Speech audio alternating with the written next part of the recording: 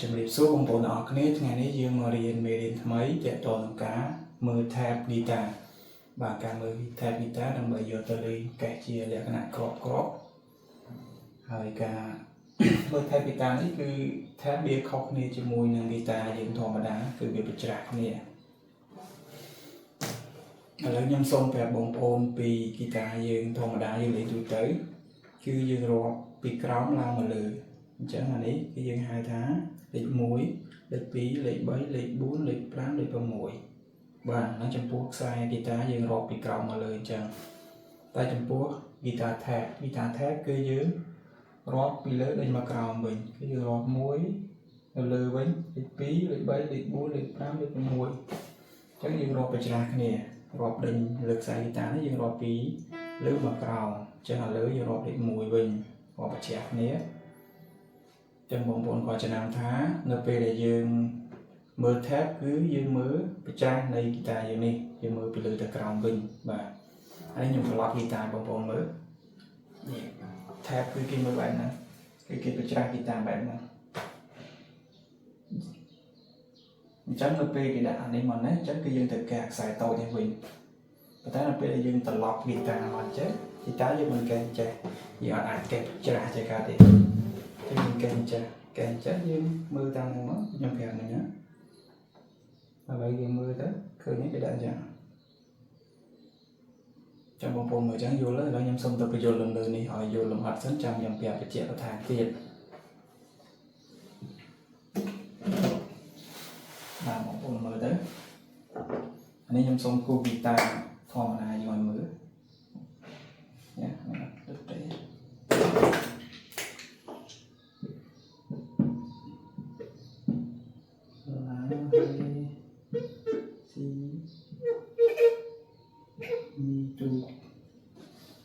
នេះយើងរាប់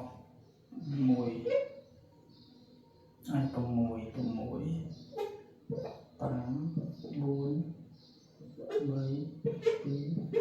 គឺវាប្រច្រាស់នេះអញ្ចឹង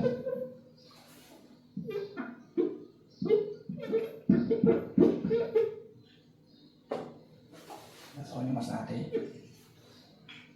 ចឹងអានេះ guitar ធម្មតាយើងគឺយើងរាប់លេខ6មកពីលើមកក្រោមនេះដល់ពេលនេះ tab យើងរាប់ដាក់ទៅលើយើងវិញចឹងបងប្អូនចំណាំមើលនៅពេលដែលគេដាក់សរសេរចេះសរសេរបែបនេះគេសរសេរនៅលេខណាគេសរសេរលេខ0គឺនៅខ្សែមួយនេះខ្សែមួយនេះគឺខ្សែលេខ1ហើយខ្សែលេខ1យើងនៅលើដងខ្ទង់ guitar គឺខ្សែលេខ1ហ្នឹងយើងចំណាំថាបើសិនជាគេសរសេរនៅលើចេះគឺយើងត្រូវកេះមកក្រោមព្រោះវាប្រច្រាស់នេះជាមួយនឹង guitar យើងអញ្ចឹងតែពេលដែលគេសរសេរមកលើអញ្ចឹងគឺយើងត្រូវកេះមកខ្សែក្រោមហ្នឹងនេះខ្សែក្រោមគេនេះចាំបើគេសរសេរដាក់លេខ0អញ្ចឹងនៅកន្លែងនេះគេដាក់លេខ0ឬគេមានសញ្ញាណោតអីផ្សេងទៀតតាមនឹងអានេះខ្ញុំឧទាហរណ៍លេខ0ឲ្យចឹងលេខ0គឺយើងអត់ចាំបាច់ចុចខ្សែទេយើងកេះតែកន្លែងខ្សែក្រោមគេនឹងមួយមកបាទដល់ពេលគេដាក់លេខ1នេះបងប្អូនគេដាក់លេខ1អត់ដល់ពេលគេដាក់លេខ1អញ្ចឹងបងប្អូនចុចនៅខ្សែដដែលប៉ុន្តែយើងសកត់លើខ្ទង់ទី1ដល់ពេលគេដាក់លេខ2អញ្ចឹងបងប្អូនស្កត់នៅខ្សែដដែលយើងស្កត់នៅខ្ទង់ទី2ដល់ពេលនេះគេដាក់លេខ3អញ្ចឹងបងប្អូនស្កត់នៅខ្សែដដែលខ្ទង់ទី3ចឹងចំពោះលេខដែលគេដាក់នៅលើខ្សែ guitar ទាំងអស់ហ្នឹងគឺគេសំដៅទៅលើខ្ទង់គេដាក់លេខ6គឺយើងចុចនៅខ្ទង់ទី6អញ្ចឹងបងប្អូនចាំថាបើគេដាក់នៅខ្សែណាគឺយើងចុចខ្សែហ្នឹងឥឡូវខ្ញុំឧទាហរណ៍មួយទៀតឥឡូវគេជាឧទាហរណ៍នៅខ្សែទីក្រោមគេនេះខ្សែក្រោមគេនេះណាលេខ3 6 8ទៅ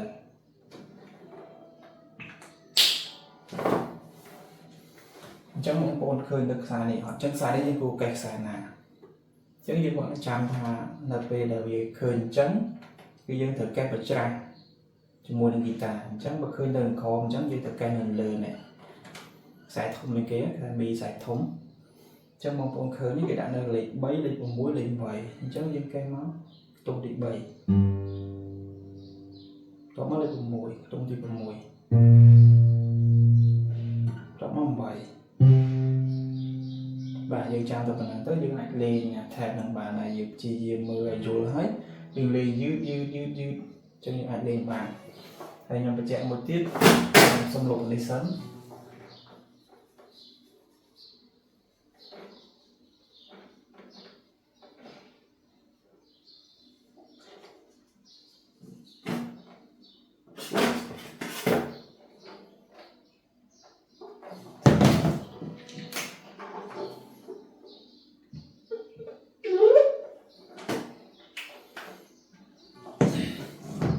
អានេះនៅក្នុងករណីដែលគេខណ្ឌអញ្ចឹងហើយគេសរសេរបែបនេះគេសរសេរយិនលេខ1ហើយលេខ0ហើយលេខ2អញ្ចឹងទៅបងប្អូនចំណាំថាថែបនេះគឺយើងមើលពីឆ្វេងទៅស្ដាំដូចគ្នាយើងចាប់ផ្ដើមពីឆ្វេងទៅស្ដាំដូចគ្នាតែដល់ពេលគេដាក់អក្សរ3នៅក្នុងប្លោះតែមួយក្នុងមួយ measure ហ្នឹងអានេះខ្ញុំគាត់ឧទាហរណ៍ទេវាអាចមានច្រើនលើហ្នឹងចឹងយើងដាក់ចឹងមកយើងដាក់ឃើញនេះអញ្ចឹងពេលដែលយើងកេះគឺយើងមិនមែនកេះអានេះមុនគេគឺយើងត្រូវកេះអាលេខណានៅមុនគឺយើងកេះលេខហ្នឹងមុនអានេះវាចាប់ផ្ដើមពីលេខ1មុនលេខ1មុនអញ្ចឹងលេខ1នៅលេខណាខ្សែទី2នេះខ្សែទី2ហ្នឹងយើងចំណាំថាវានៅលើយើងកេះនៅក្រោមអញ្ចឹងយើងកេះនៅនេះខ្សែទី1ខ្សែទី2ខ្ទង់ទី1នេះហើយបន្ទាប់មកឃើញលេខ1ហើយมันចូលដល់លេខ0អញ្ចឹងយើងចំណាំតែបន្ទាប់លេខគ្នាមិនកែហ្នឹងហើយកែលេខ2ទេយើងទៅកែនេះវិញកែលេខ0វិញគឺនៅពេលដែលអក្សរណាមុនគឺយើងទៅកែនៅមុនហើយលេខ1នេះវាមុនលេខ0អញ្ចឹងយើងកែលេខ1មុនតែពេលកែហើយអាលេខ0នេះវាត្រូវដល់មុនលេខ2អញ្ចឹងយើងទៅកែលេខ0មុននៅខ្សែទី1នេះអាក្រោមពីនេះហើយយើងកែចោលមួយមកតោះមកយើងមកកេះខ្សែមិញនេះនៅខ្ទង់ទី2ដាក់ដៃចឹងមក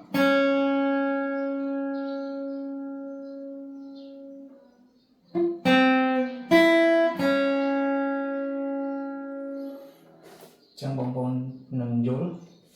ខ្ញុំបញ្យល់សង្ខេបប៉ុណ្ណឹងចឹងបងប្អូនអាចព្យាយាមមើលខាងឡើងទៅវិញទៅមកទៅសម្រាប់បងប្អូនថ្មីដែលគាត់មើលពិបាកយល់ព្រោះខ្ញុំបញ្យល់រៀងយឺតដែរហើយចឹងខ្ញុំរំលឹកមួយសារទៀតគឺហ្គីតាយើងគឺយើងរាប់ពីក្រោមឡើងមកលើថែបគឺយើងមើលពីរាប់ពីលើទៅក្រោមវិញអញ្ចឹងយើងបញ្ច្រាស់នៃដងហ្គីតាយើងអញ្ចឹងយើងចំណាំទៅហើយនេះយើងត្រឡប់ឲ្យទៅត្រូវគ្នាបាទឃើញអត់នៅពេលគេដាក់ខ្សែនេះលើខ្សែមេទូចនេះលើអញ្ចឹងយើងទៅមកកែនៅក្រោមនេះវិញឃើញទេចាំមកទៅប៉ុណ្ណាពោលចំណាំថាវាបញ្ច្រាស់គ្នានៅពេលដែលគេដាក់លើយើងកេះក្រោមនៅពេលគេដាក់ក្រោមនេះយើងកេះខ្សែធំនេះវិញបាទគឺមានតែប៉ុណ្្នឹងទេសូមអរគុណច្រើនចំពោះការតាមដានទស្សនានិងជួយ Subscribe ដើម្បីទទួលបានមេរៀនថ្មីៗទៀតបាទអរគុណជំរាបលា